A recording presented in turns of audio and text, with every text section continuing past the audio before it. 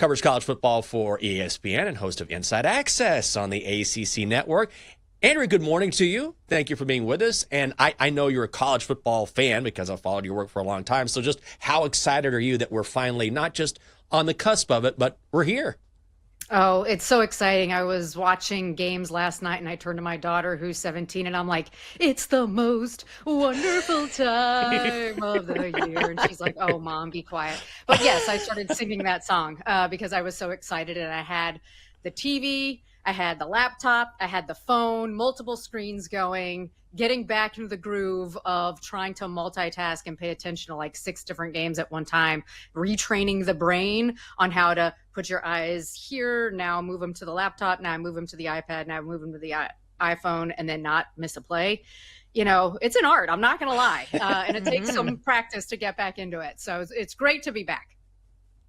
Yeah, props to us, the viewers, for keeping up with all these games. That's right. Because it is something that takes some practice. But it should be a big year for the ACC, at least on paper, because it does feel like maybe they have a national champion contender. So let's start with this big game of the weekend for Clemson, hosting LSU, the battle of the real Death Valley. So schematically and, you know, with the players on each side, do you think Clemson has the advantage here? I do think Clemson has the advantage for a few reasons. I think, one, they bring back a lot of guys who were on the team last year that came up short in the playoff against Texas, whereas LSU, aside from Garrett Nussmeier and a couple of other guys, completely revamped their team through the transfer portal. So this is going to be their first game truly playing together, whereas Clemson brings back one of the most experienced teams, not just in the ACC, but in the entire country, essentially returning all their skill personnel and Cade Klubnik. Yes, they do have a new starter at running back, but it's Adam Randall, who's been in the program as a wide receiver. So even though he's a first-time starter at running back, he's been a part of that Clemson program, a strong offensive line, obviously a strong defensive front, and one of the best secondaries, in my opinion, in the entire country. And so when you look at Clemson, at least to me, A, playing at home and having that home environment, but then B, having the advantage, I think, on the defensive front with TJ Parker and Peter Woods, Will Helt, the transfer from Purdue, against an LSU offensive line that's going to have 4 new starters and also rotate as many as 8 players in. I think that's another reason why Clemson has an advantage in this game as well. Andrea, when you look at the upcoming season in the ACC, is it Clemson and everyone else? I mean, there's certainly some talent there, but it feels like far and away the Tigers are the best team. That's how I feel. I've gotten into a debate with my co-host on Inside Access about this because he will contend that Clemson last year was a long made field goal away against SMU from not winning the ACC, from not making it back into the playoff. And they had some fairly bad losses last year. And so in his mind, as the counterpoint to this, why are we sitting here and saying that Clemson is an overwhelming favorite when they essentially needed that 56-yard miracle field goal to beat SMU, which went 8-0 in league play last year? My counter argument to that is not just the veteran group that they had coming back, which I just mentioned as why I think they should be the favorite against LSU, but the change at defensive coordinator, in my opinion, bringing in Tom Allen from Penn State, I think is going to revitalize this defense, which really took a step back last year. And it's hard to even say that about Clemson in defense, that they took a step back, but it's been a progression over the last 3 years. Last year was the low point. When you're Clemson and you're known as having an aggressive, all-out group that plays hard and knows how to tackle and knows how to get after the quarterback and knows how to stop the run, and you finish 85 in the country in run defense, that's problematic. And so when you bring in a Tom Allen who had great success at Penn State and in previous stops, I think they're going to get back to the identity of what made Clemson so good during their playoff run. It wasn't just great quarterback play and great play from their skill players. It was outstanding play by their defense. And so that's why I feel like Clemson, yes, is the overwhelming favorite. I think there's a lot of questions about some of the teams right behind them. Miami is a team I know everybody is looking at and thinking, boy, can they contend? I've got some questions about Miami, at least more questions about Miami than I do about Clemson. So that's why I think Clemson's the overwhelming favorite. All right, so another big game this weekend is Alabama and Florida State. And I feel like it can't get much worse for Florida State from what You're we right. saw last year. Is there any way to expect that Florida State will at least be competitive this year? Yes, I think there is. And quite honestly, I was a little surprised to see that Alabama's almost a 2-touchdown favorite on the road in Tallahassee. If this is the same Florida State team from a year ago, there's going to be major problems for Mike Norvell and for Florida State. They went into the transfer portal again. They feel a lot better about the quarterback position with Tommy Castellanos coming in and being a leader and one of those, you hear those cliches, alpha dogs, but you need guys in the locker room that are going to bring people along with you. Florida State didn't have that last year. And so when things got bad for them, there was nobody in the locker room to say, guys, here's how we're going to fix this. There was no leadership. There was no real accountability. And so that's how things kind of got off the rails for them. In addition, all the injuries that they suffered. I think they feel better about where they are from that leadership perspective because of Tommy. I think they feel better about the fact they now have a true dual threat quarterback, which they didn't have last year. And this offense runs better. Now, you mentioned Gus Malzahn earlier.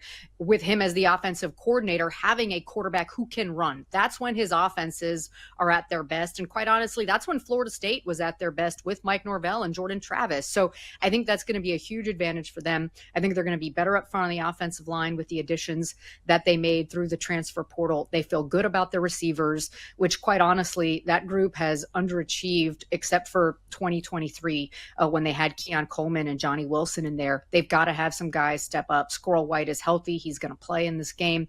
Deuce Robinson, another transfer they really like, and a true freshman, Javen Boggs, they feel really good about. Defensively, I like the hire of Tony White. I think they're going to be way more aggressive, and they're going to have guys who are going to be playing off of instinct and their natural talents as opposed to feeling maybe a little bit more robotic out there and not sure what to do. I think that's going to be an advantage for them when you look at just the talent and athleticism that they have on defense. So I expect Florida State to be better, and I expect them to be competitive in this game against Alabama. Okay, Andrea, now I will ask about Texas and Ohio State. I know you specialize in the ACC, but just, from your perspective, what do you think happens in this game? It should be a blockbuster, and it's crazy that we have a game like this so early.